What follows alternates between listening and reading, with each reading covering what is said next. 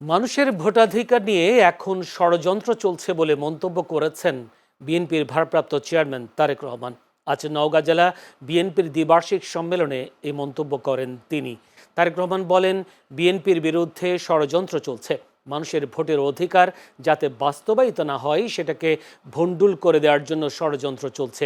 এর পেছনে কাজ করছে অদৃশ্য শক্তি।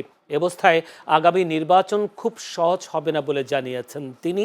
নেতাকর্মীদের সতর্ক করে তিনি আরও বলেন, জনগণের আস্থা বিশ্বাস যাতে নষ্ট না হয় সেদিকে লক্ষ্য রাখতে হবে। বিএনপির যেই প্রত্যাশা, বিএনপির যেই পরিকল্পনা দেশকে সামনে এগিয়ে নিয়ে যাওয়ার, মানুষের জীবনযাত্রা কিছুটা ভালো করার, এই পরিকল্পনা যাতে বাস্তবায়িত না হতে পারে তার জন্য কিন্তু ষড়যন্ত্র চলছে, ধীরে ধীরে তার জন্য ষড়যন্ত্র চলছে।